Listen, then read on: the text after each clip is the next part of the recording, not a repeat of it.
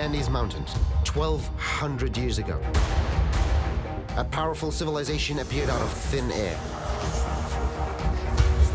The ancient Incas accused them of sorcery. Could they really be a tribe of lost warriors from across the Atlantic?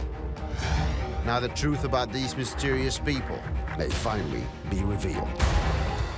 Mummies Unwrapped.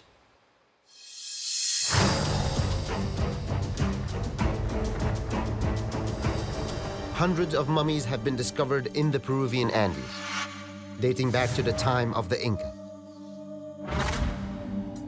But unlike the Inca who buried their dead, these mummies were found entombed in clay statues, hanging off of sheer cliff faces. Very little is known about the mysterious cloud people. They've vanished as suddenly as they appeared. The secrets of the cloud people are protected by a powerful mummy's curse that's said to claim the life of anyone foolish enough to interfere with their dead, and to see if I can finally unwrap the true identity of the cloud people. These mummies were discovered in 6 cliffside tombs, 300 feet above nearby Laguna de los Condores.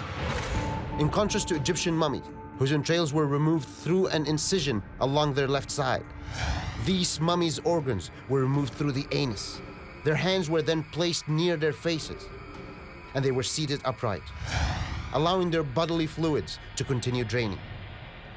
This helped dry the mummy in this humid climate. Bones and teeth provide DNA samples, but it's DNA that has been decomposing for centuries. A sample is almost always degraded and contaminated. What were they like? Well, the Chachapoya were people that were very connected to their territory, and they defended it fiercely against the Inca. They were warriors. Yes. The Chachapoyas were a regional power in the northern Andes of Peru from the 7th century AD through the mid-16th century. Their only significant rivals in the area were the Incas, starting in the 15th century.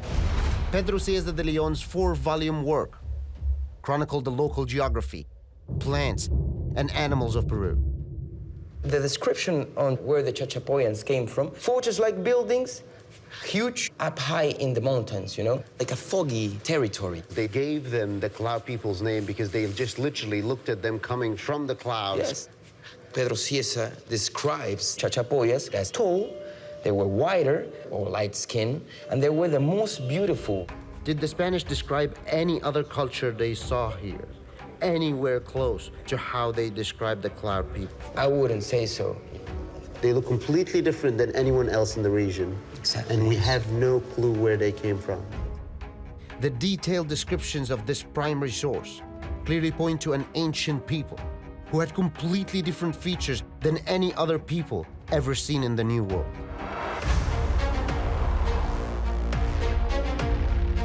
$30 million to 40 million cubic feet. The Cloud People's ruins are similar to Celtic structures in Europe that were still being built at the same time. Builders in both places cut and placed stones of a similar size to construct bases of a similar diameter and height. And they both finished each structure with a thatched roof. And no other structure in South America has such a design. The Celtics were an ancient seafaring culture, and their empire stretched from Scotland to Spain. It is very possible that a Celtic vessel could have been caught in the Atlantic's powerful current and carried hundreds of miles to the mouth of the Amazon River. Stranded, this rogue group could have traveled to the river source until they hit the Andes Mountains. In this uninhabited place, they could have built and defended a fortress high up in the clouds. This would make the Cloud People the first ever Europeans to settle in the New World, predating the Vikings' arrival in North America by 300 years. Here, at their fortress Cuelap, numerous Cloud People bodies were discovered within the city walls, and both cultures wrapped heirlooms up with the dead. But at Cuelap, any evidence that might prove a connection between the Cloud People and the Celts was looted and lost long ago. Mummy curses captivate people's imaginations, but they are rooted in scientific fact. Recent lab studies have revealed that ancient mummies in tombs can carry toxic mold, which can infect anyone that touches the dead. Do you know anyone that has actually been cursed? There's a guy, his name is Jorge, and he had all the symptoms. Hola, Jorge.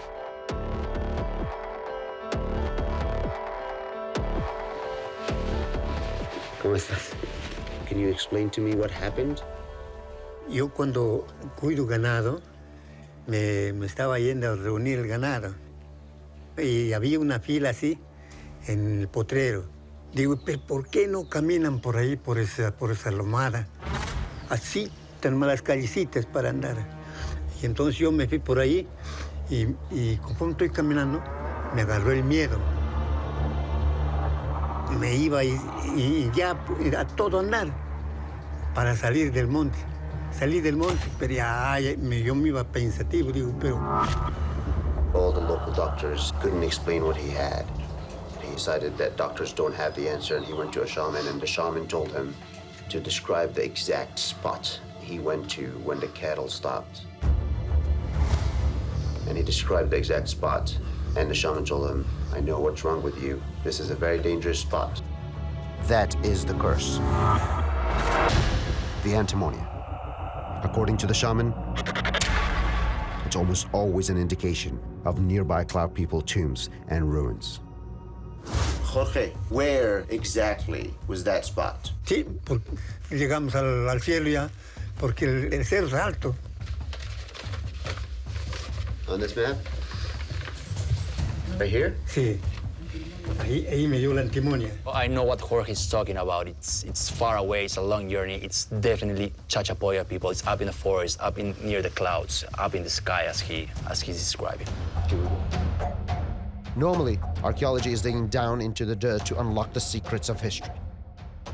This is taking us up thousands of feet in elevation to maybe unlock the secrets of the Chachapoyas.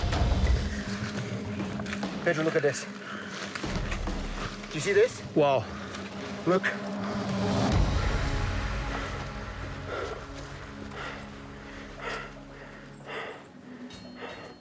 It looks deep.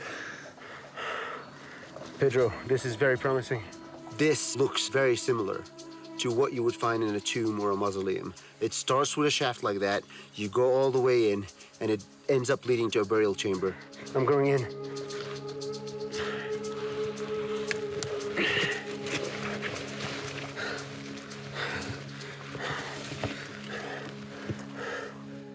I can barely fit in here. Some Celts buried their dead in what are called wedge tombs. The walls of such chambers narrow towards the end, and the stones we're seeing here would serve as slabs for the roof of the wedge tomb. The entrance to such tombs always face towards the setting sun, the west. How is it all looking over there? It's looking dark, man. I can't see anything. There's a ton of spiders here, Pedro.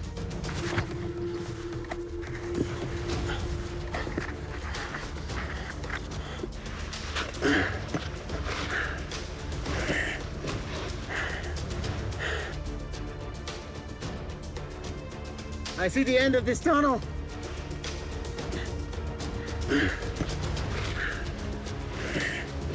I see the light.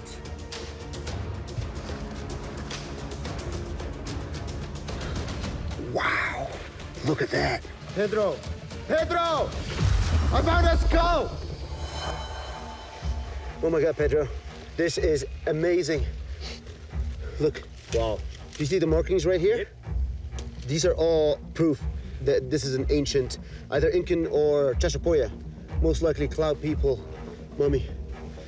This is very, very exciting. Having a skull like this here is a great clue for us. Wow, look at this. This is very likely an ancient mummy. We should keep looking around here. Absolutely. The cloud people placed their royal mummies in sarcophagi, high up on the cliffs near their cities. The skull we found could have been washed down by the heavy rains and erosion from the cliffs above. So the only way forward, and the next place to look, is up.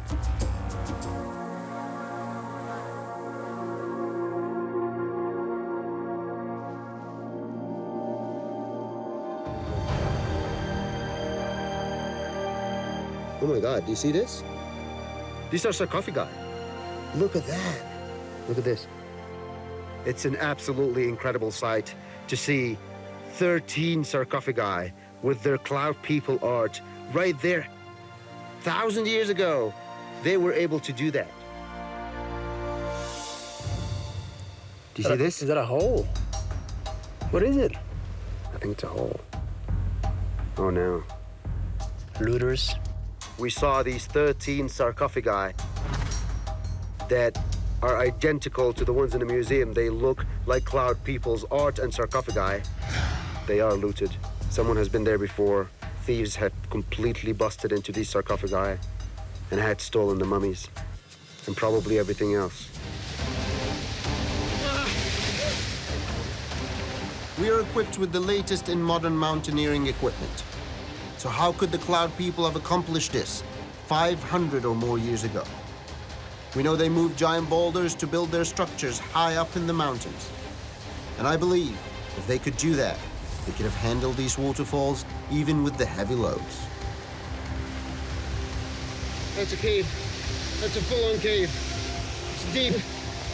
That is exactly the perfect spot where the Cheshire would have done it.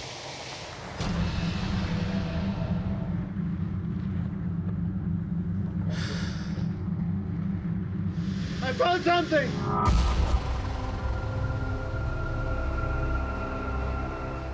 There are so many bones in here.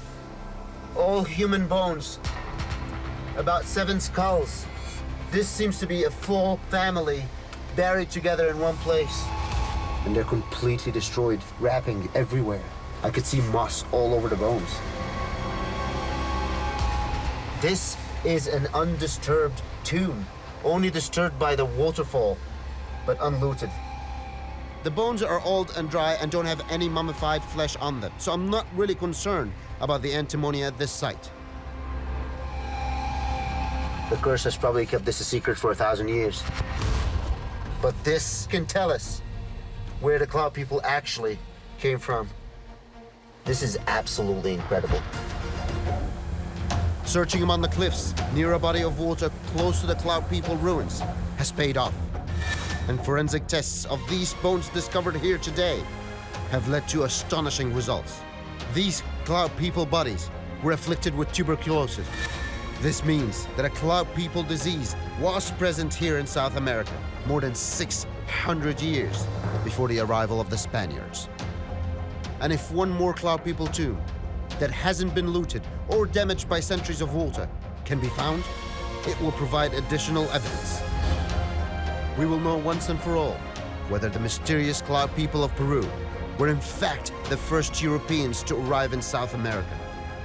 We will know because the cloud people's mummies were the key to unlocking the secrets of the past. We've found close to 1 million coins. Right next to this mummy. According to legend, the most successful pirate of all time, Black Sam Bellamy.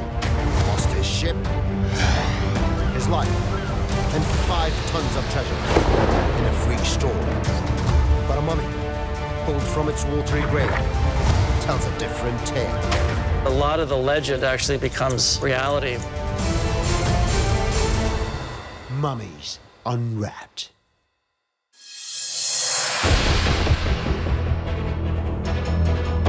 Off of the coast of Cape Cod, Massachusetts, deep beneath the frigid waters of the Atlantic, and surrounded by tons of pirate treasure, a mummy was found. The mummy was a part of a shipwreck from 1717. It was recovered encased in a concrete-like chunk of sediment, bearing the pistol belonging to the captain, Black Sam Bellamy. Known as Black Sam because of his black ponytail, he was the wealthiest pirate in history.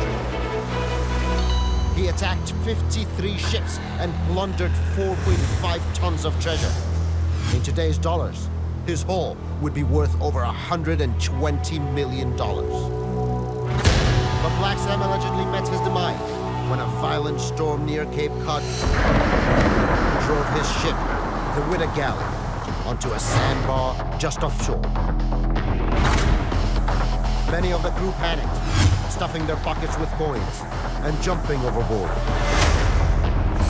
Huge waves split the ship into pieces, scattering its treasure and washing ashore the many pirates who drowned. Black Sam was not among them. While some of the treasure was recovered, and at least 2 pirates swam to shore and survived, much about this incident remains a mystery. This is it? This is the mummy? It is. In all the years of work with mummies, never seen a mummy inside a rock. This is amazing. This is a very complex concretion. Most mummies are intentionally preserved by human hands, but this mummy formed by accident.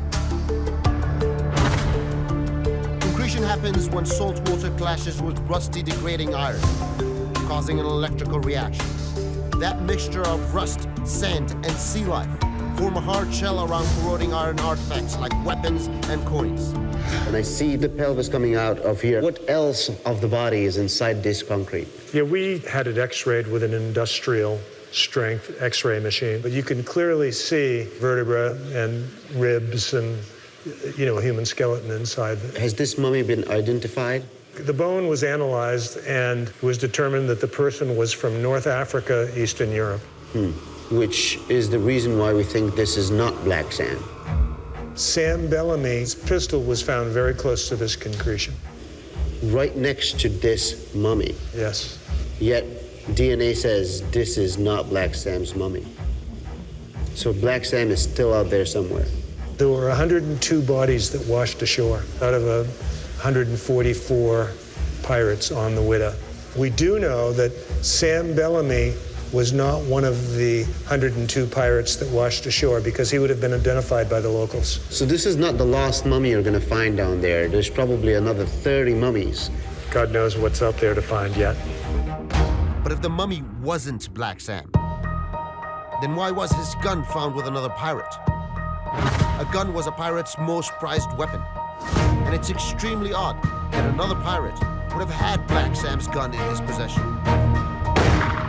Is this the famous Sam Bellamy's pistol?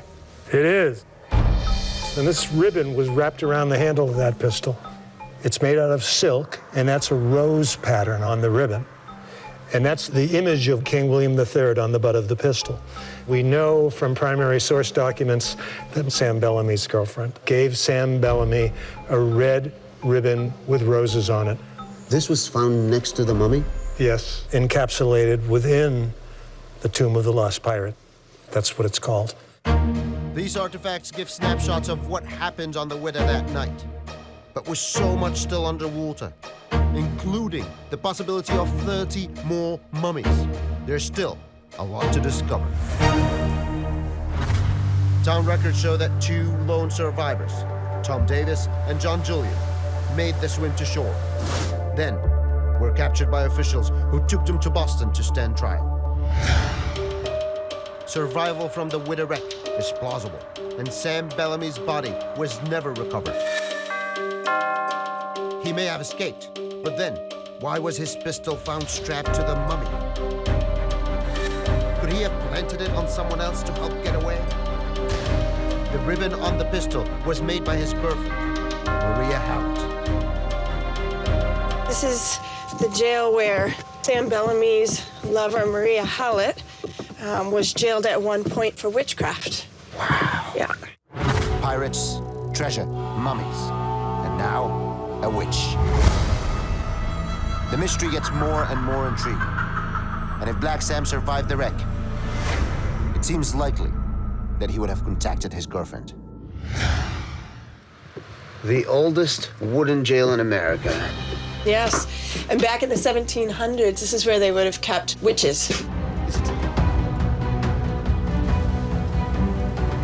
Is this a ship?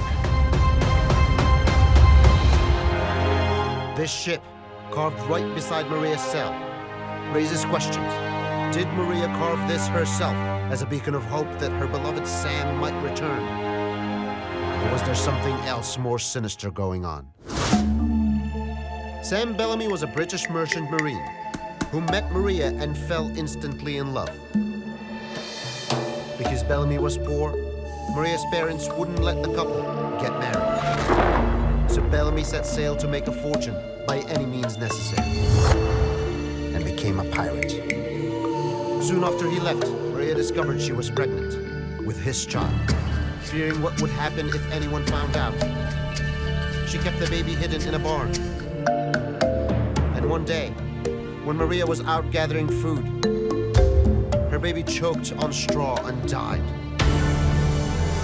The locals believed she murdered her own child, and she was accused of witchcraft and jailed. A witch and a pirate. Maria is the reason this whole thing happened. Yep, according to every story, he wants to make his fortune so that he can come back and marry her. Did Maria die in prison? She escaped 3 different times. And they didn't bring her back in? No. Where did she end up going then? There are stories that she ended up with the treasure, That's really interesting. that even if he didn't make it off the ship, that anyone who did would have been instructed to bring treasure to Maria. And what did she do after she got out of prison? She just went off to the dunes and waited for Bellamy to return. Where exactly was that spot? It was right near where the Widow eventually wrecked in Wellfleet, near Marconi Beach. So she was right there. She likely saw everything. Wow. This would be a likely spot, perhaps, for Mary Hallett's hut. How long did Bellamy leave her for? He was gone for about 1.5 years. Is there any records of them planning that when he comes back, they're going to do something? His partner went up to Maine, but Bellamy wanted to come back to the Cape because he was coming back for Maria. And why Maine? Because they would usually go up there to clean the ships. So perhaps Black Sam was on his way to meet his girlfriend and then take her to Maine. So it's unclear why a skilled captain would be coming this way in the first place. Yes. Doesn't sound right. I have a theory. Okay. The wreck happened very close to shore. So close that the divers excavating the Widow can swim it. Right. I actually think he had just stolen all of this treasure, and the authorities knew it. If Sam Bellamy actually arranged this, faked his own death, then that's why he would have planted his pistol on another pirate. What if Sam Bellamy survived? There's intriguing first-hand evidence in the 1724 book, The General History of Pirates, which is considered the definitive primary source on the golden age of piracy. That on the day of the wreck, Sam Bellamy traveled north up the coast with 3 other ships. In the 2 months prior, he amassed more wealth than any other pirate in history. He was on his way to Maine, where he often went to service his ship. By sunset, there was a dead calm, before a dense fog rolled in, separating the 4 ships at about midnight. A Canadian cold front collided with a Caribbean heat wave directly over the Cape. A 75-mile-per-hour wind and waves up to 40 feet tall hurled the Widow into a sandbar. This location is 2.5 miles away from Machias Bay, in the area where Bellamy was last seen. Greening a ship is a process of turning it on its side to clean and repair its hull. To move such a massive ship, the crew had to empty its contents onto the shore, leaving them completely exposed. That's why it was common for pirates to build crude forts and mount their guns during a careen. In my experience, a site like a fort always has layers of history hidden underneath it. All what we see left from this fort right here was actually built in the Civil War, correct? Correct. But this location would have had another fort for the Revolutionary War, right? Right. That was built here before then. Why this spot? Location, location, location. The ocean gives you this little bit of a secluded cove, even though this is fairly large. This is definitely going to take away some of that open ocean wave action that you would have. So it gave it seclusion, protection. The wreck, and even though they're finding treasure, You still believe that Sam Bellamy's treasure is here? Oh, yeah, it's here. 22 tons of gold and silver. Last place he touched ground was here. He's still looking. He's looking up here. Mike, I gotta be careful. But have you looked under this fort? This is a state park. You can't really look at a state park as far as digging treasure. Well, I'm not asking about the legality, Chris. Have you looked under this fort? It's a nice day, isn't it? Okay, well, that's good enough. I understand. You don't need to tell me more than that. I started this investigation because I suspected that Black Sam didn't just go down with his ship in a freak storm. Archaeologists often share information with one another. But with millions of dollars of treasure at stake, people here keep their cards close to their chest. Machias, Maine definitely played a role in the Sam Bellamy story. And the evidence I uncovered both in Cape Cod and here in Maine has convinced me that Black Sam escaped up here and brought a significant portion of his treasure with him. And I believe if the locals here follow their legends, they will find the missing treasure and the fate of Sam Bellamy. Ancient warriors feared this place. Stay calm. Just don't let go. It was packed with burnt human bone all the way down to bedrock. Bones and bodies everywhere. It is like an underwater crime scene. Could these deadly depths reveal why the most powerful civilization of the Americas vanished? You are not going to believe what I found down here. Could this place be a gateway to the underworld, as locals believed? Or is there a darker story behind one of the bloodiest wars of the ancient world? Mummies Unwrapped.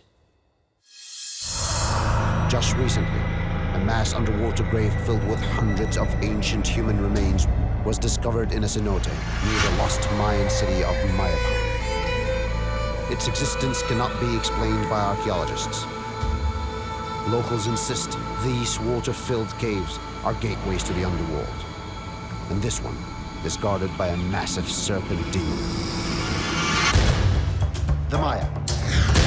They were the longest-lasting civilization of the Americas. Their empire encompassed the entire Yucatan Peninsula, stretching as far south as Guatemala, thriving for 3,000 years until the mid-1400s, when they suddenly and mysteriously collapsed. A cenote is a natural cave where the bedrock has collapsed to expose the groundwater underneath. This freshwater source was crucial for the rise of the Mayan culture. We found that the entire cenote was just filled with human bones. How much human bones were in there?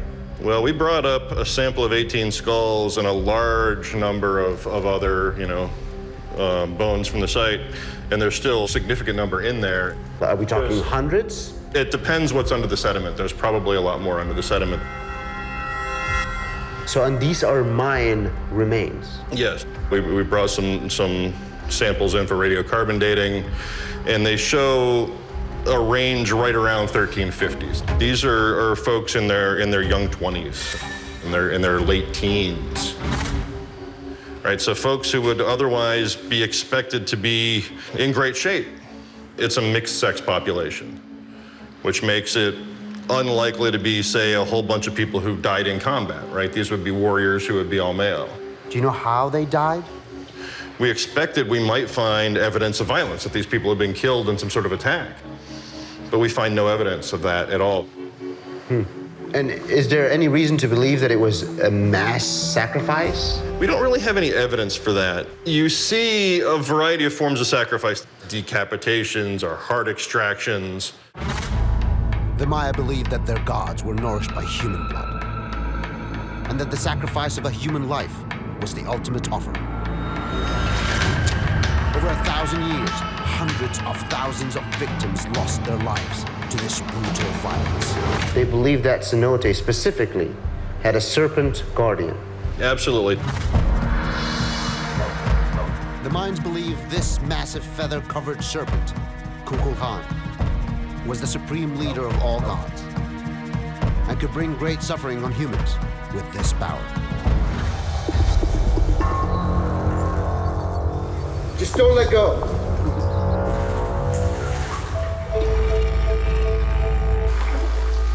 So many human remains ended up in this cenote that their weight helped collapse a part of the floor and created a second chamber. Be sure to stay low. Wow, that's pretty narrow. It's like an underwater crime scene. Wow, look at this cranium. I'm gonna fan this a little bit so we can clear a little bit of the sediment. It is amazing how well preserved these bones are. There are skulls and bones everywhere.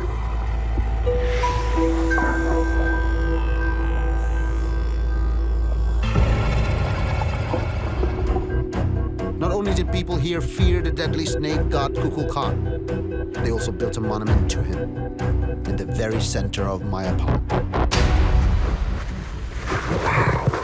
This is the Temple of Kukulkan. It's also called El Castillo, the castles. And it's a monument to the feathered serpent, to Kukulkan. According to legend, Kukulkan, the feathered serpent god, gave mankind laws. The ruling families got their power from Kukulkan, who symbolized the divinity of the state, and served as a messenger between the kings and the god. But like all Mayan gods, he required sacrifice. Essentially, they would be spread out backwards over the stone, and that would expose their chest so that they could get underneath the sternum and pull out the heart that way. Here, like in public? It's always public.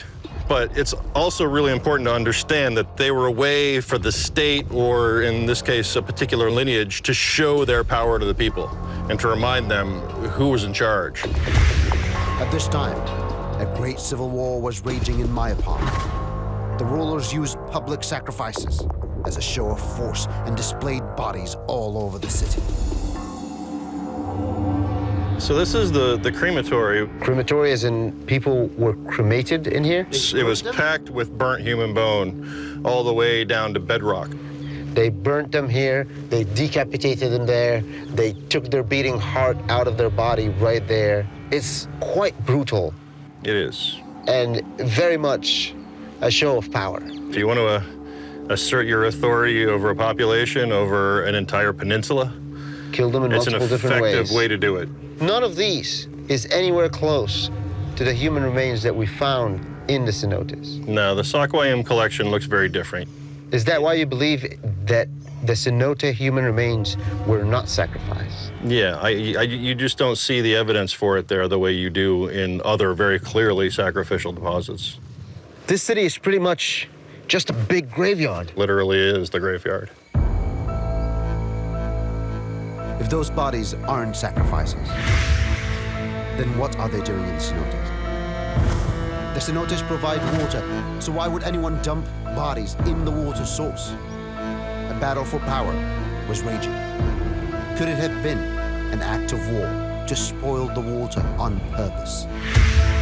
We know that disease and viruses contributed to the collapse of the Maya. Poison and other forms of biological warfare have been around for centuries. As far back as 590 BC, Athenians poisoned the water supply of their enemies. And during the Middle Ages, Genghis Khan used plague-infested bodies as weapon against his enemy. And if these cenotes are connected, contamination of water could have spread all over Mayapan. Is it possible that the plague that brought down the Maya was spread intentionally? There are thousands of cenotes around here. I know, but the cenote I'm looking for has to have 4 specific things. It has to be near the mine wall. It has to be near Saquayum. It has to be outside of the old city of Mayapan, outside the wall. And it has to be deep and somewhat hidden. There are cenotes hidden around here. We will find them with this lidar. Perfect, that's what I'm looking for. Let's do this. Let's do it.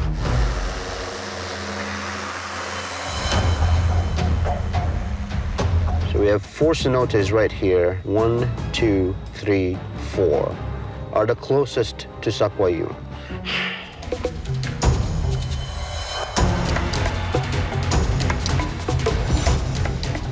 Okay. Just keep a check on your breathing.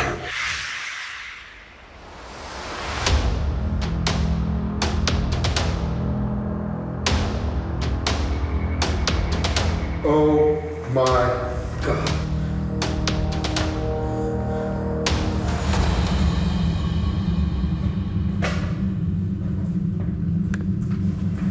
Brad.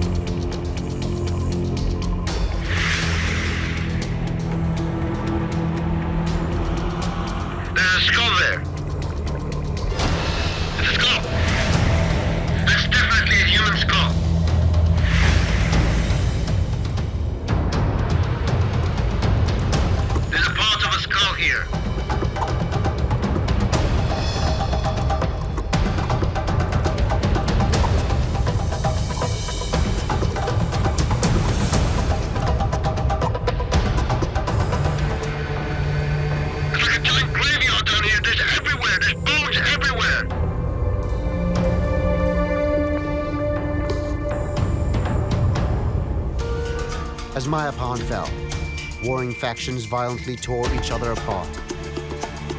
I believe that they also used biological warfare. And this confirms that my theory could be true. Some more burials down there. It sounds like it's a very similar situation to Sakwayan. All of these cenotes are connected. And if you control the water, you control the city. How strong they were. They built massive temples and incredible cities. It is very possible that they also understood the idea of biological warfare. And that during this great civil war, it helped tear the city apart and caused their empire to collapse.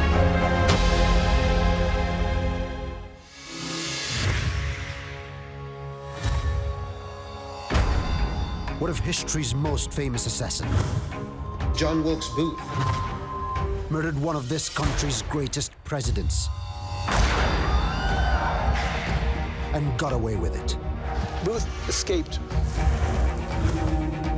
A mysterious missing mummy might hold the answer. No way. But only if I can find it. Mummies Unwrapped. In the 1920s, a mummy began appearing as a popular attraction in traveling sideshows across the United States. There was nothing especially freakish about this mummy, except its alleged identity, John Wilkes Booth. We all know the official story. Lincoln was sitting in the president's box. The god was missing. John Wilkes Booth, who knew the theater well, came to the box and waited for his moment. A funny line in the play. He counted on the laughter to muffle the sound of the shot. Booth stood behind Lincoln, pointed his gun at the back of Lincoln's head, then pulled the trigger. Booth then climbed right here onto the front of the box, and he jumped down, and he landed on his left leg and broke his leg. Even though he had a broken leg, he was able to drag himself across the stage and out to the back. And there was a horse waiting for him, and he jumped on the horse, and he galloped away.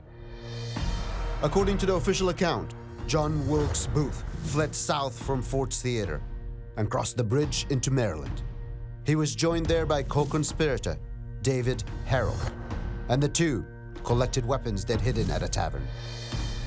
After finding a doctor to treat Booth's broken leg, they continued south. The federal government offered a reward of $50,000 for Booth's capture, and an epic manhunt was launched. On the morning of April 26, 1865, the federal troops caught up with them.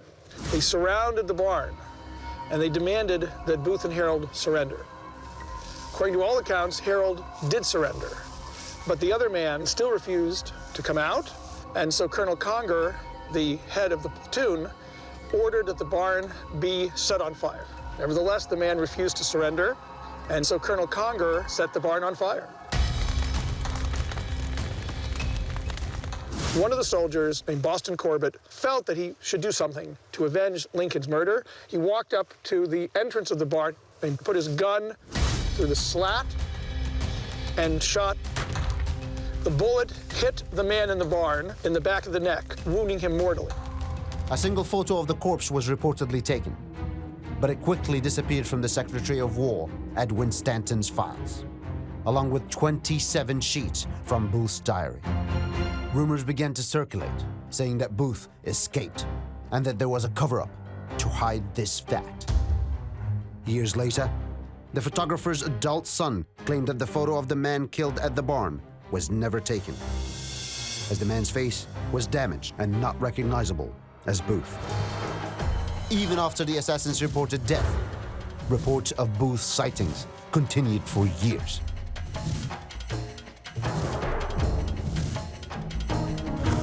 In 1907, Phineas L. Bates, the former Attorney General for the state of Tennessee, published his first-hand knowledge of Booth's alleged escape.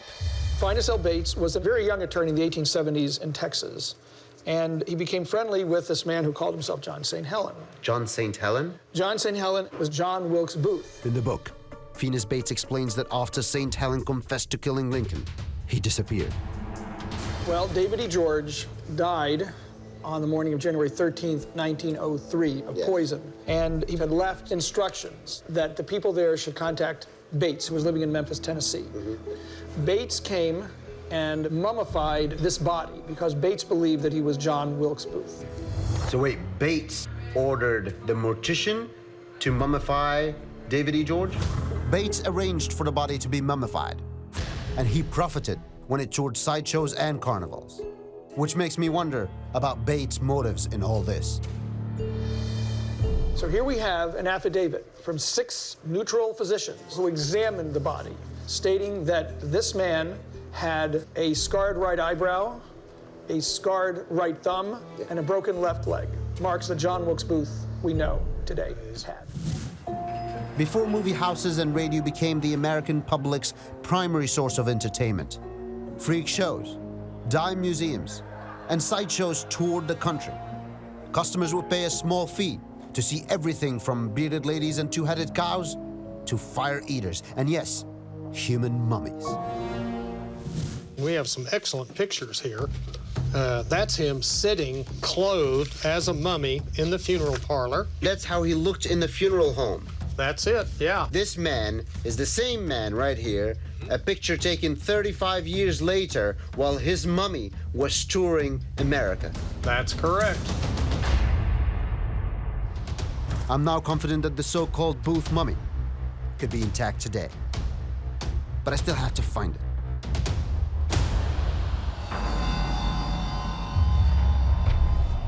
Oh my God, look at this. This is the mummy from Guanajuato. The properties of the soil, combined with maybe the arid region, created these natural mummies.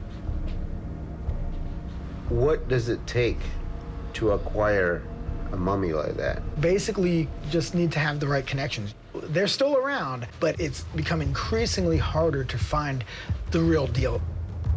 How would a man like myself track a mummy, let's say, like John Wilkes Booth's alleged mummy? Out of all the mummy exhibits, that was probably the most famous. I don't know where it is. The last known location was probably mid-1970s, somewhere in Pennsylvania. Who are some of these other collectors out there that have maybe some of these mummies in their private collection? And you have connections. These collectors are very private. They don't want to share what they've got with the world. But I will make some phone calls for you. That's great.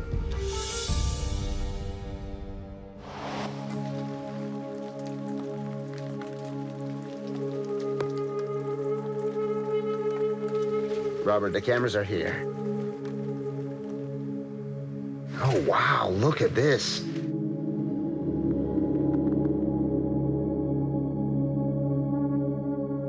You know, when I got your phone number, they told me that you're very protective and that you're never going to let anyone in.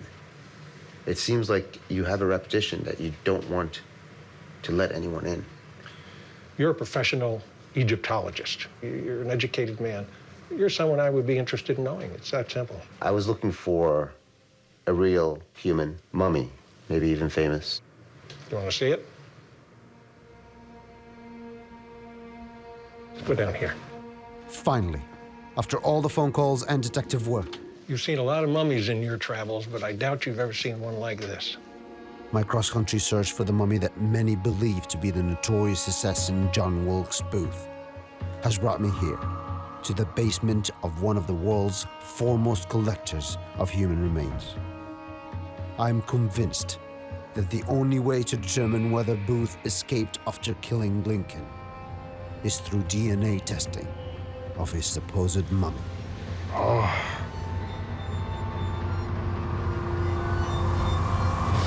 This is...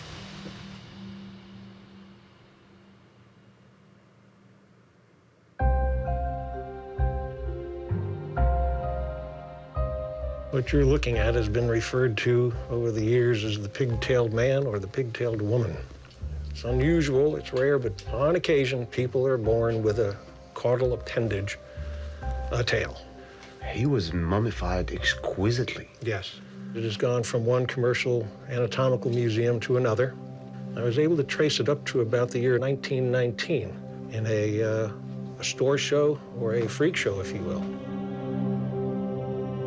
This is indeed a rare sideshow mummy, but it's not the John Wilkes Booth mummy. It's not the mummy I came here for.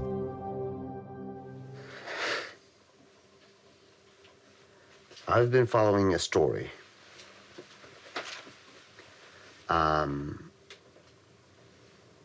A story of significant historical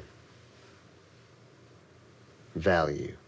It's a story that relates to one of the greatest presidents our country ever had. Have you seen it after the 70s?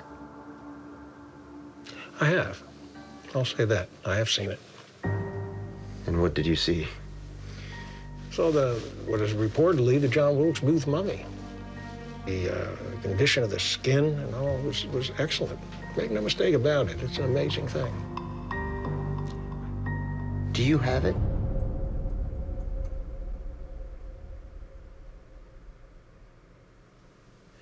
Not going to answer that question. You won't answer that. Do you know who has it? Is there anything I can do to convince you to take me to the Booth mummy? No, I can't do that. And you can't because you can't, or you can't because you won't? Both. People have been hunting this thing for years. And the time's just not right. The day you saw the Booth mummy, can you tell me more about that day? No, I can't do that. No, like when you saw it, like not that. No, I can't do that. No, I can't. We're done here. Yeah, guys. All right. We're done here, guys. Let's go. Let's go. A desecrated tomb revealed the mummy of a king. They tried to destroy him.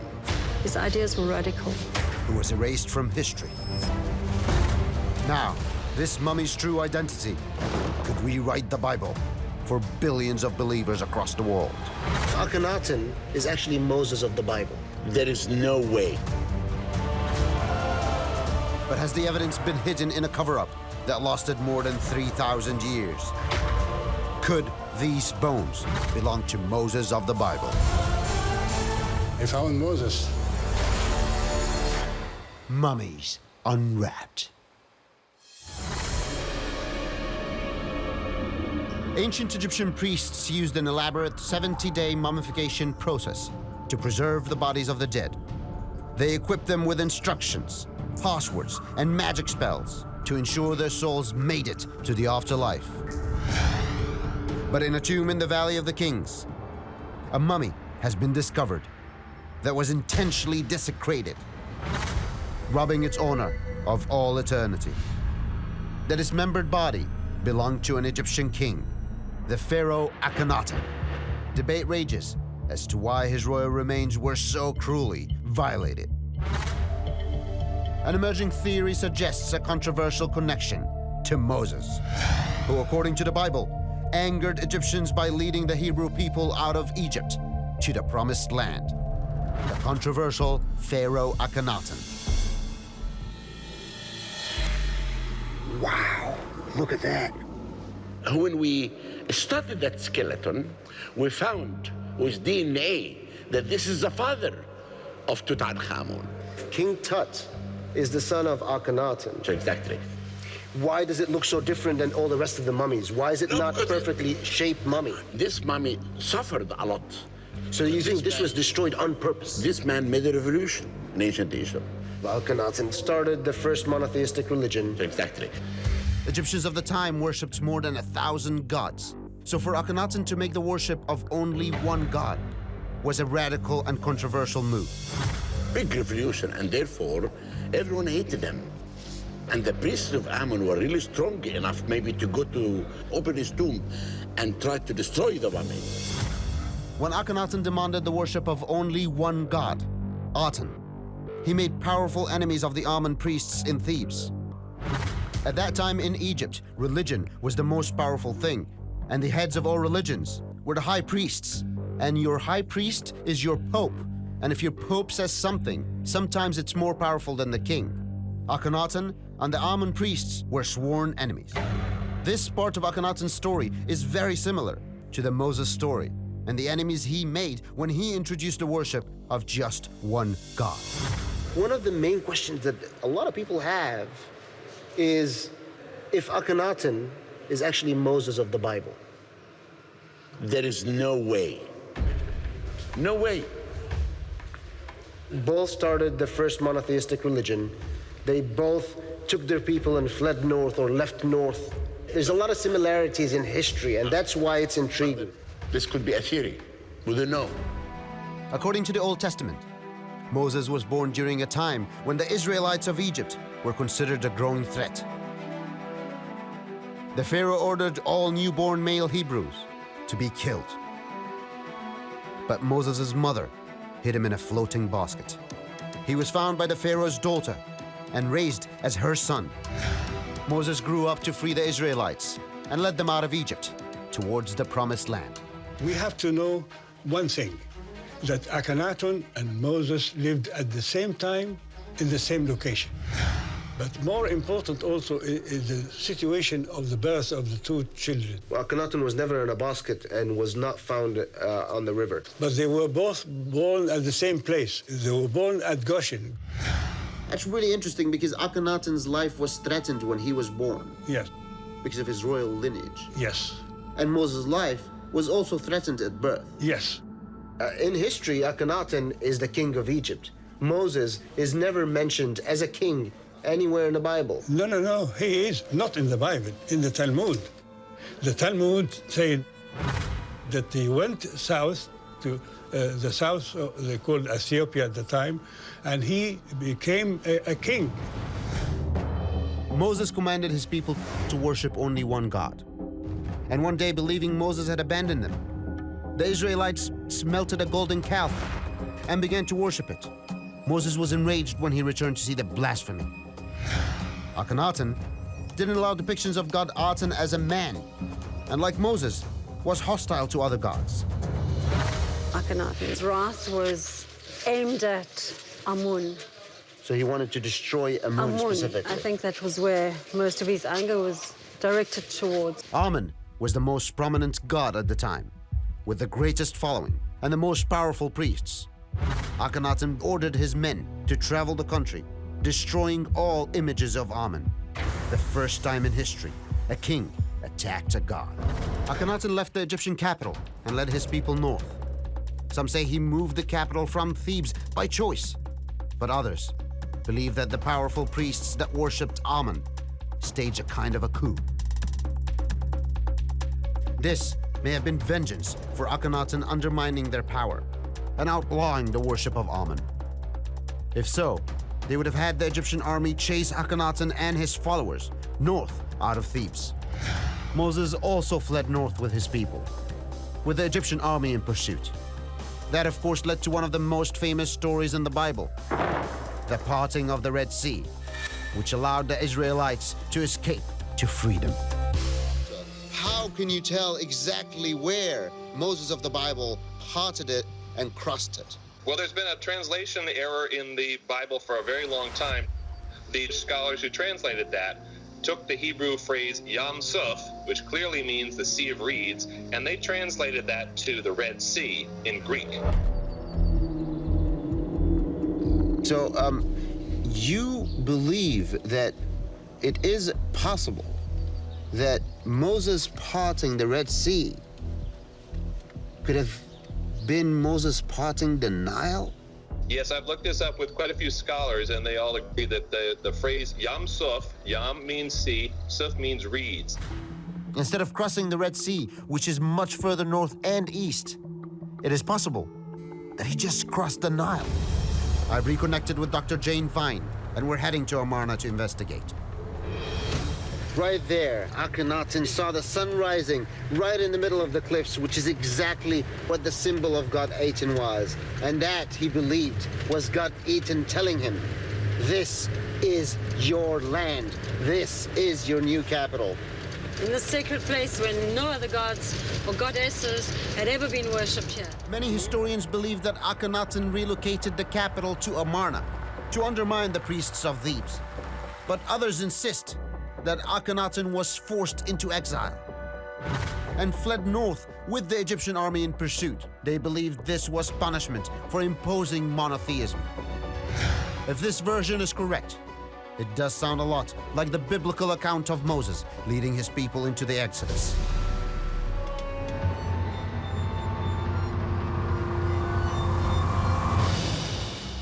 Hieroglyphs. Oh my word. There is a lot of these scenes of Akhenaten and Nefertiti presenting offerings to the gods.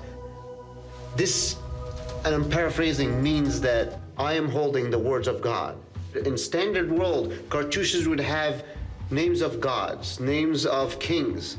These cartouches don't. I'm holding the words of God. This literally means the words of God. After the Exodus, Moses led the Israelites to Mount Sinai.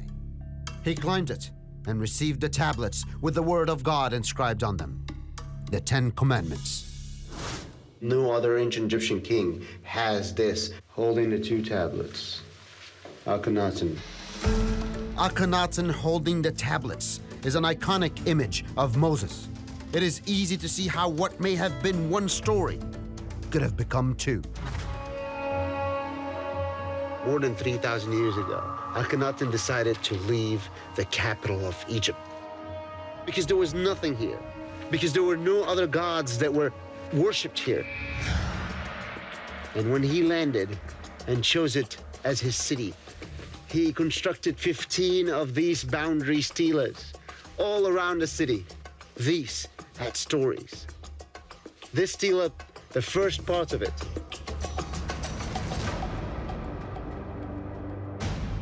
he was proud of this new capital, and he listed on top how great my Amarna city will be. This will be the city of greatness, and it will last as long as humans will.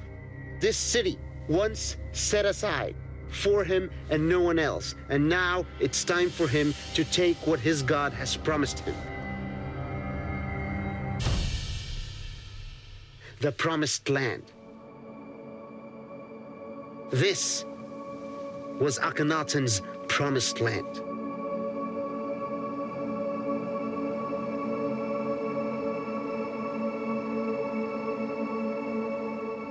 And that's a striking similarity. Does that mean Moses' mummy is laying somewhere in the hallway of the Egyptian museum? The promised land That's where Moses was trying to reach. Each individual clue that I've uncovered is not enough evidence on its own. But taking it all together, it's enough evidence for scholars to seriously consider the idea that Moses was Akhenaten, a pharaoh of the 18th dynasty that intended to transform Egypt and perhaps the world with his ideas about worshiping what he called the one true God. Is it possible that this is the man who Jews, Christians, and Muslims consider one of the most important prophets of their faiths? The answer to this 3,000-year-old mystery may rest in the halls of the Cairo Museum, among the bones of the desecrated mummy. Can a 21st century autopsy solve the riddle of a 2,000-year-old cold case? These wounds would have left him in agony, but none of them were fatal. This looks more like torture.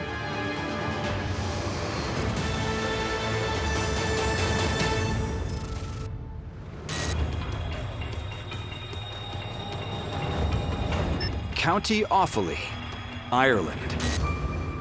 Workers repairing a water drain in an industrial peat bog make a grim discovery. The mutilated remains of a man. It's a gruesome sight. It's just the torso with no head. And the skin is dark and tanned and leathery. Seriously, it is something straight out of a horror movie. What could explain such a macabre death? Now, cutting-edge forensic science may finally uncover the identity of the body in the bog and reveal the shocking truth about his gruesome death.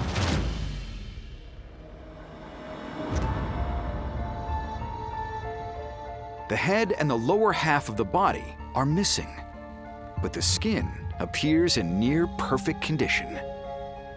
On-site workers wonder if they've just discovered a modern murder. The police are called, and they try to identify this victim. Of course, without a head, they don't have any dental records. They search the body for clues to the man's identity. Their attention is drawn to his remarkable hands. The hands are in very good condition. The fingers are incredibly detailed, and you can even see the whirl patterns on the fingerprints. The pristine hands suggest the man may have died recently, but the state of his skeleton is very different. The soft tissue is incredibly well preserved, but what happened to the bones? It's like they've been squashed flat. You know, what could do this? To explain the strange state of the bones, they consider whether the bog itself could be responsible. Bog moss produces a compound called sphagnum, which actually leaches the calcium out of the bones. The process makes them bendy and kind of squishy, and then the weight of the bog can bend them out of shape. The leaching process explains why the man's torso has been pressed flat. It also rules out one line of investigation.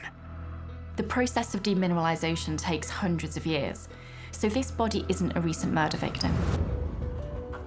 To find out exactly how old the body really is, they send a tissue sample for radiocarbon dating and get an astonishing result. Radiocarbon dating of these remains puts the body earlier than 2,000 years ago, which would have been at about the height of the Celtic Iron Age. The Iron Age victim is named Old Crocken Man, after the location of the bog where he was buried. The bog also appears responsible for his remarkable preservation after 2 millennia.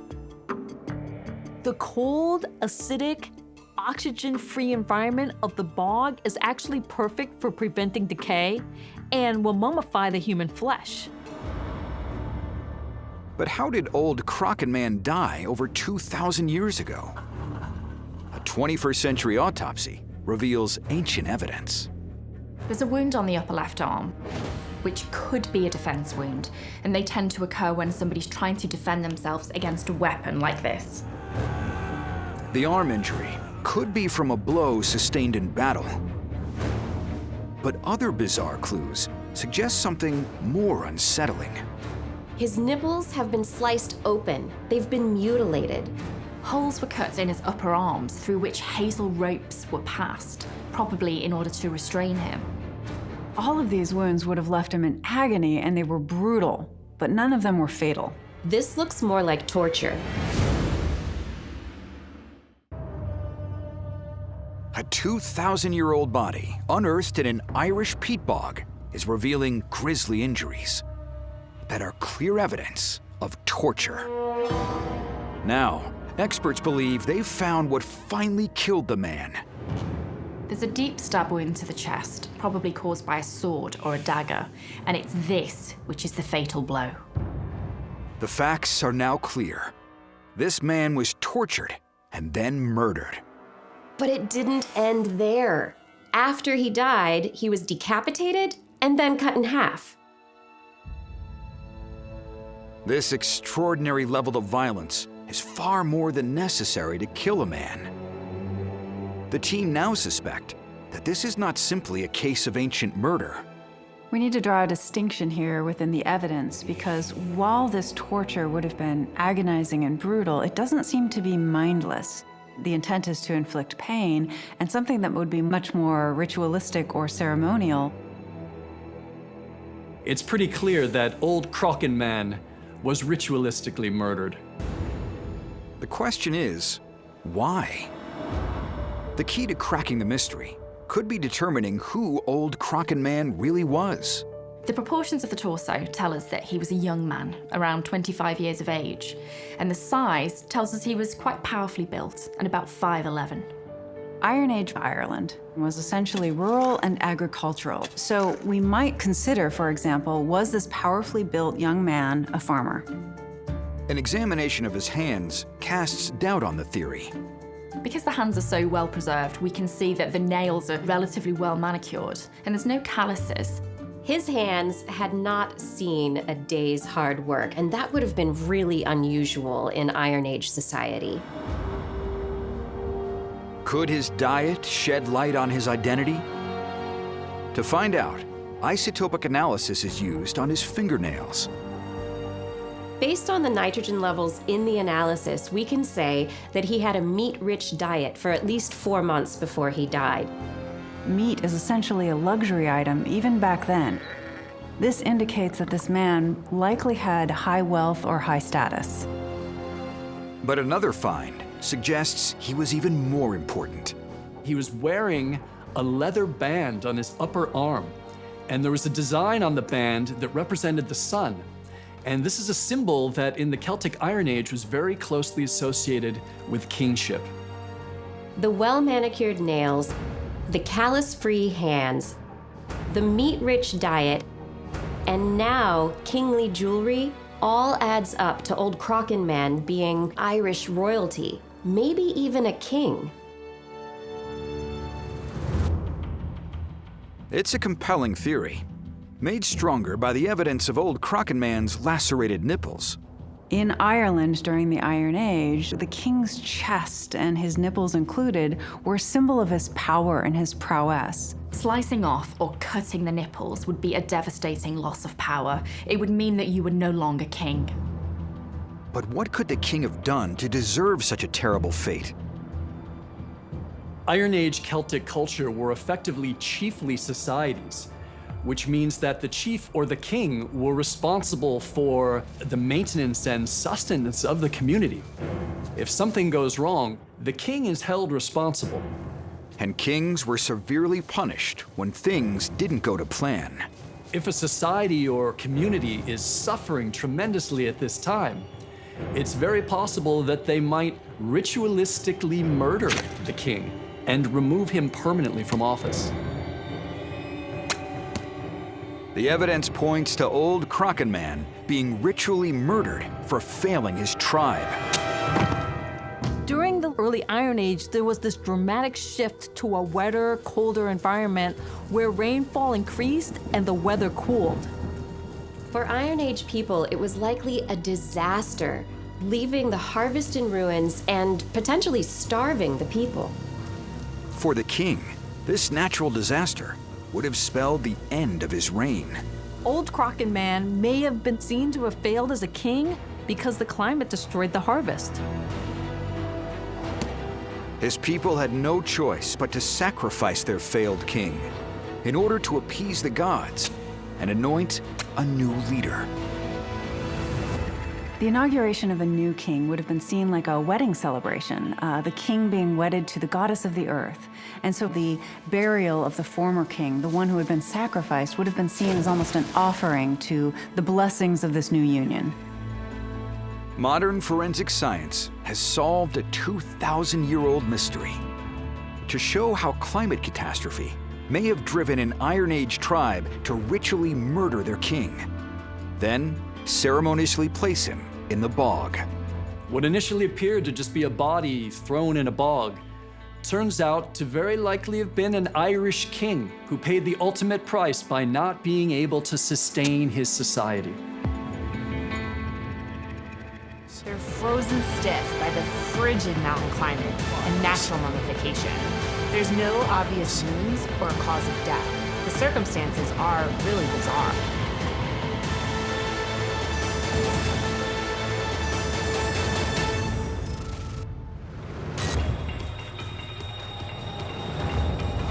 Mount Yuyayaco, Argentina. 1999. Near the summit of the world's second highest active volcano, archaeologists find 3 mummies in pit tombs. This baffling discovery makes Mount Yuyayaco the world's highest archaeological site. Analysis of the 3 tiny figures shows the oldest is a 13-year-old female. She's given the name Maiden. Accompanying her is a younger boy and a girl. She displays horrific facial burning. The girl's ear has been melted off. It looks as if she's been struck by lightning right in her grave. And in fact, researchers call her the Lightning Girl. Alongside these victims is a stunning array of grave goods, including gold and silver figurines, fine pottery, and exquisite textiles. All potential clues to their deaths. It has all the hallmarks of a ritualistic burial, but why build these tombs at these dizzying altitudes? It's deeply mystifying. First, samples from the children are radiocarbon dated to determine which culture they came from. A sample of the maiden's hair dates to the middle of the Inca Empire, so that helps shed some light on this mystery. This leads us away from some kind of burial custom and more towards sacrifice. During the 15th century CE, young children gave their lives to Inca gods in times of stress. Called capacacha, this ritual was often performed on sacred mountaintops. But in this case, there's something amiss. Now, a really big telltale sign of human sacrifice is how the person died. We know the Inca used brutal methods. Some common methods might be strangulation or a blow to the head. But this does present another mystery. These children appear undamaged and at peace. The maiden is healthy, well-nourished, and even her posture seems relaxed. It looks as if she's just nodded off. It's pretty poignant, actually. Closer analysis of the artifacts adds yet more intrigue. The maiden's headdress feathers hail from the Amazon jungle, while figurines are made of spondylus shells that originate over 100 miles away on the coast. We can see that these are very high status objects. These are associated with the Inca elite. One of the things you might ask is, are these children then members of the elite themselves? Are they royal children, and that's why they have such extravagant grave goods? To learn more about the children's origins, scientists perform DNA analysis. The boy hails from Peru and Chile, while the Lightning Girl is matched to individuals from Peru and Bolivia. The maiden's genetics match an individual from a village called Cabana Conde in southern Peru. Wow, that's so weird. Cabana Conde is over 600 miles from where she was discovered on the volcano. Why transport her so far? These kids have been rounded up from all corners of the Inca Empire. Really jumps out is the level of preservation. Everything from fabric and textiles to plant remains to fingernails and hair. The organs are undamaged, and there is even blood left in the chambers of the heart. Some contents of the digestive tract also remain, and can be analyzed. From the maiden's stomach, we can see that she probably had her last bit of food between 2 to 7 hours before she actually died. And looking at her rectum, we can see that she hadn't defecated after eating. She wasn't in any great state of distress. The artifacts placed around her weren't disturbed. So the evidence suggests that the maiden actually did die in position in her tomb. But still, the cause of her death remains unclear. Learning how the maiden died on this bleak mountaintop is key to solving this mystery. Researchers hope a CT scan will shed more light on the maiden's demise. It's this curious object clenched between the maiden's teeth. It's a bundle of coca leaves called a quid, and users will get a narcotic high from chewing this. Effectively, it's just unprocessed cocaine, and it has the exact same effect as the powdered form, which suggests that Maiden may have been drugged in her final hours. Why on earth would anyone do this to a child? Investigators suspect it may be linked to child sacrifice. To dig deeper into this substance abuse, they analyzed the maiden's hair. Hair is like a chemical diary. Traces of what we eat are locked inside. Even 500 years later, we can find out what they ingested. And the longer the hair, the further back in time we can look. The maiden's hair is over 8 inches long and represents about 2 years of growth. Chemical traces are extracted from strands of her hair.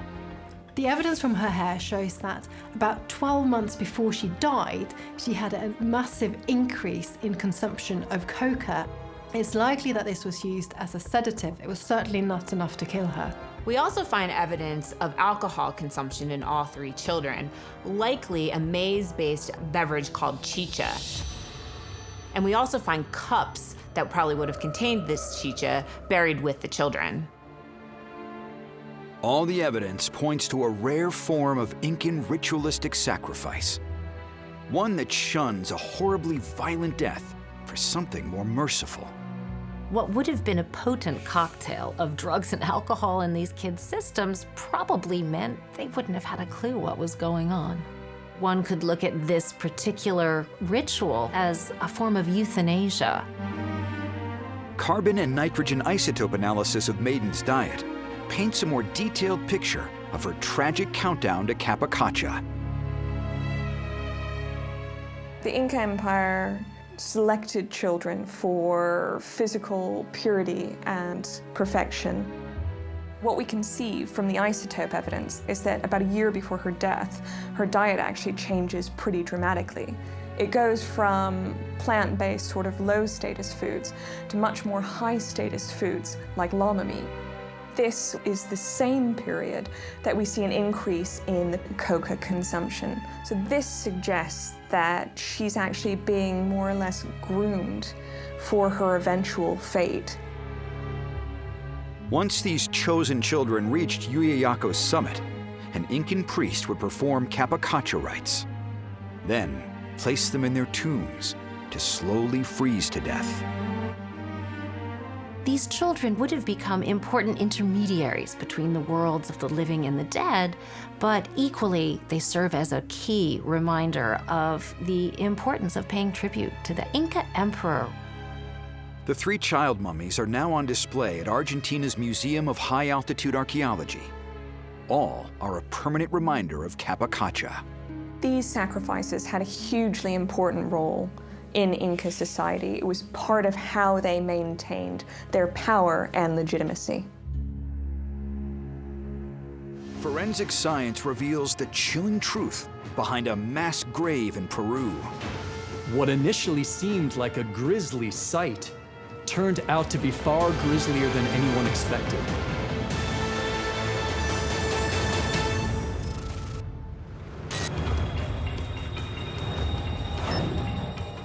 Huanchaquito, northern Peru. Children playing at a vacant lot in this coastal town make a gruesome discovery. They stumble across a group of bones sticking out of the earth. I mean, if that's not the stuff of nightmares. Archaeologists are called to the ghastly scene and are horrified by what they discover. Now, can 21st century forensic analysis explain this horrific mass grave? Peru, 2011. The discovery of bones in a vacant lot sends shockwaves through the seaside town of Huanchaquito.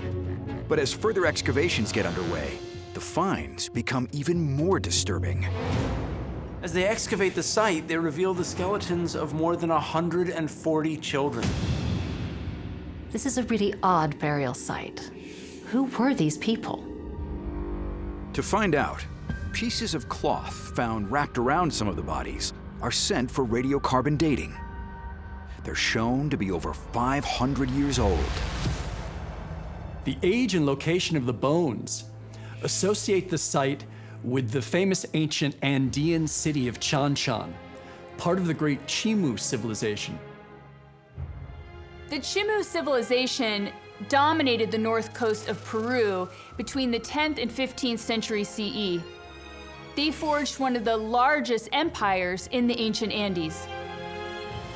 They absolutely dominated the region until the Inca came along and conquered them in the mid-15th century. At the gravesite, more and more small bodies are excavated.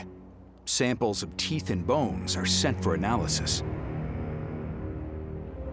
The results reveal the children belong to a narrow age group. The bodies are both male and female, and they range from about 5 to 14 years old. Archaeologists hope scientific tests can pinpoint the geographic origin of these children. They send tooth samples for isotope analysis. Differences in the chemical isotopes show that these children had varied diets, which suggests that they grew up in different places. It's possible the children were actually brought here from right across the Chimu Empire. But it's still unclear how these children perished.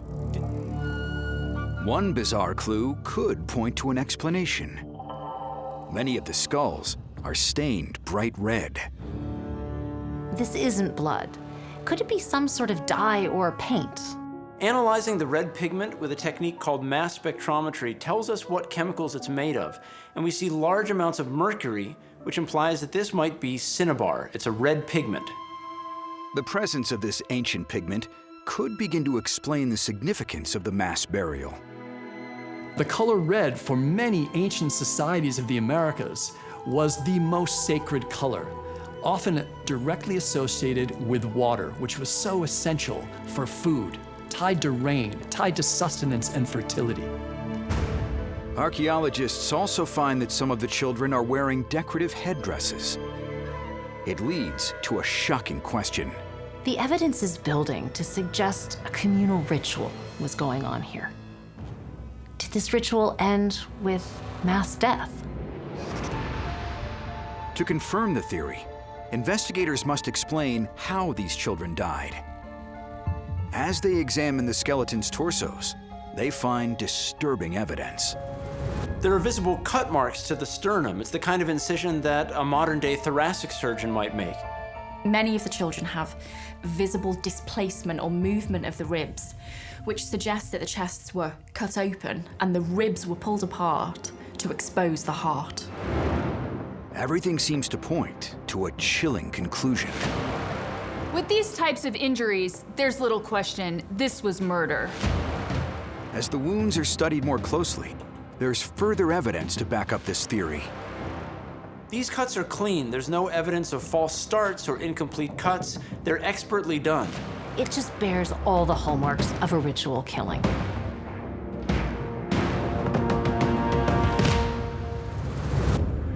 If this is true, the mass grave would rewrite history. This is the first Chimu site where child sacrifices have been studied. We've previously had little evidence that this was something they practiced. Could this really be the scene of a mass ritual killing of Chimu children? To investigate this shocking concept, they study the presentation of the bodies. All of the bodies are buried in the same layer of sand. Virtually all of them are at the same depth, and they're at close proximity to each other. This suggests that all of these burial pits were dug simultaneously, and that it was the aftermath of a single ritual killing event. Why were these children so ruthlessly sacrificed? As the team further examines the burial positions, they notice an intriguing pattern. Many of the children were facing the sea, which suggests that ideologically this was something really important, to pay a sort of respect and homage to the sea, the giver of life. Ritual sacrifice is usually associated with appeasing or negotiating with the gods. And we know one of the important Chimu gods was Ni, the god of the sea. So why did they think these gods were so angry? There are distinct layers around the children's graves. The top layer is a mix of mud and clay and gravel, but beneath that is a layer of clean sand. The uppermost stratigraphic layer reveals a vital clue. The top layer of mud is sheet wash. It was carried from higher ground by a lot of water, most likely from heavy rain. Some of the children are laid to rest on top of these muddy layers, which tells us that this ritual probably took place during a time of heavy rains and flooding. Could some environmental event have led to the ritual sacrifice of all these children? Peru's historical climate data reveals a possible explanation: the weather phenomenon known as El Niño. El Niño is a weather cycle found in the Pacific Ocean. It is one of the most important weather cycles on Earth. It's been known to make deserts bloom and plunge other areas into drought. El Niño would have resulted in heavy downpours, coastal flooding, rising sea temperatures, and the effects of these would have interrupted the Chimu's carefully constructed irrigation systems and coastal fisheries. The community would have been devastated, forcing its leaders to take action. Chimu priests and leaders may have organized the mass slaughter in order to convince the gods to stop the meteorological chaos. This has all the trappings of a phenomenon which is actually not so unusual in the ancient world. It's a people who were faced with trials and things they either didn't understand or were fearful of, and so they offered up their most valuable resource in an effort to appease the gods, their own children. Using modern forensic archaeology, investigators have revealed the shocking truth behind the largest child sacrifice event in history. This mass sacrifice of children was done in an effort to appease the gods who had sent such bad weather it actually threatened the survival of the Chimu civilization. A tragic tale of a community brought to its knees by the uncontrollable force of the weather. Museum curator Emile Bruch has made an incredible discovery: a tomb containing more than 40 mummies. But one sarcophagus, that of the great pharaoh Ramses I, is strangely empty. They compared the teeth and skull of this unknown mummy to other known royal mummies. The similarities are striking. Deep in the vaults of the world's greatest institutions lie extraordinary relics and chilling secrets waiting to be revealed. These are the mysteries at the museum.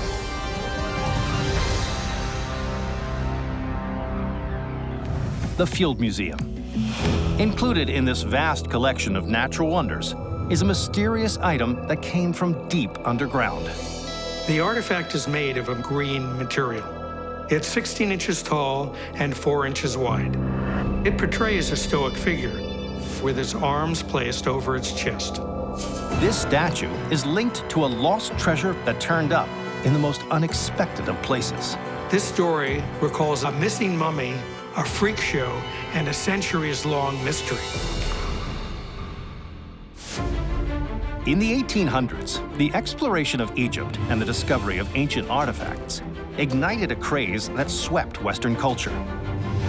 Archaeologists unearthed tombs filled with age-old treasures and mummified remains in the sacred area known as the Valley of the Kings. Everyone seemed to have what's called Egyptomania.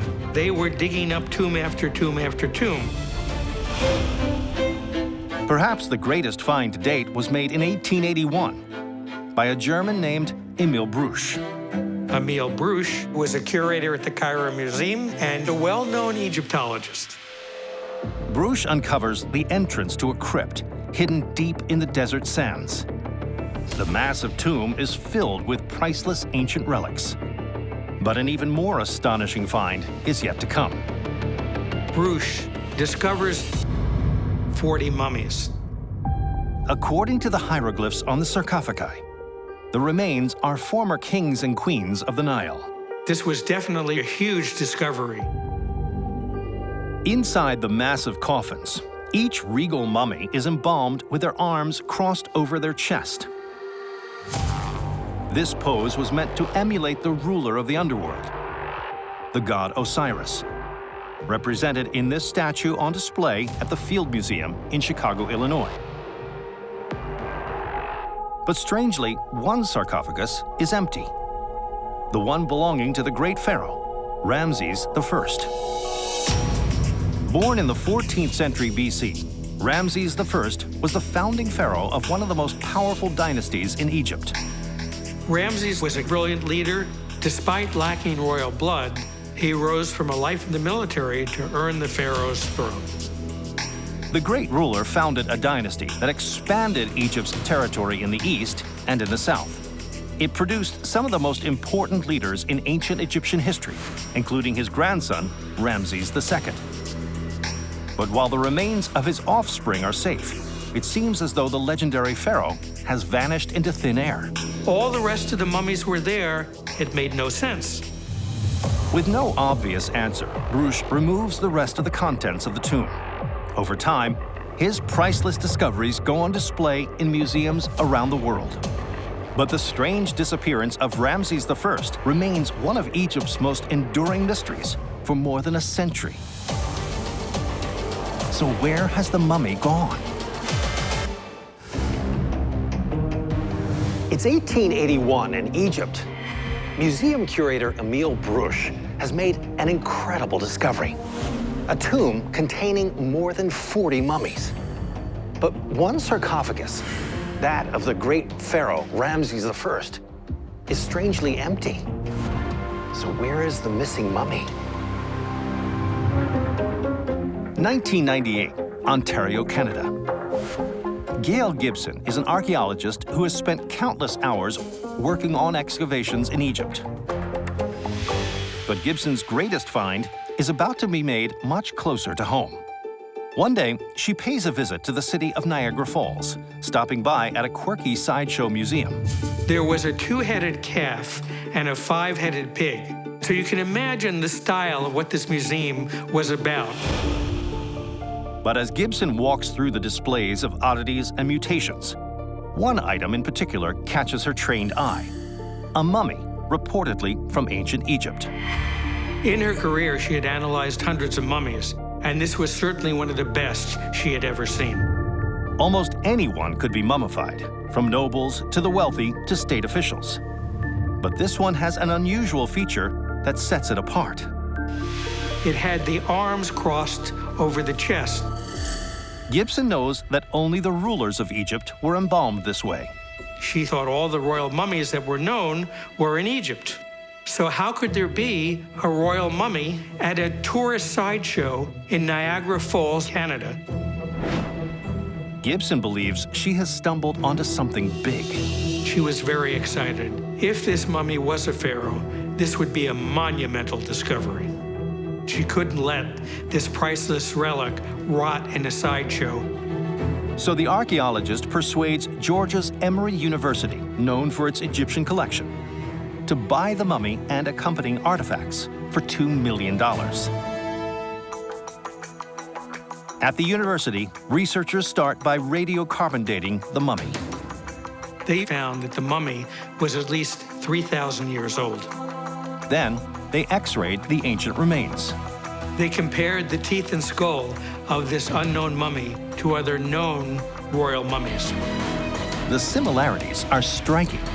This unidentified mummy looked like a very famous king of Egypt, Ramses II, or Ramses the Great. The mystery mummy must be related. So the team reaches a shocking conclusion. This was probably the mummy of Ramses I. But the question remains, how did this great pharaoh end up in a dusty sideshow in Canada? Perhaps the most likely answer is that tomb raiders broke into the Egyptian burial chamber sometime in the years before Bruges' discovery. The stolen contents were sold to the highest bidder on the black market. The mummy eventually made its way to the Sideshow Museum in 1860. Gail Gibson solved a centuries-old mystery. And in 2003, Ramses' remains are sent to the Luxor Museum on the banks of the Nile River. After almost a century and a half of exile, the mummy of Ramses I found himself home in Egypt. Today, this statue of Osiris sits on display at the Field Museum in Chicago. It recalls an intrepid Egyptologist who unwrapped the mystery of a missing mummy.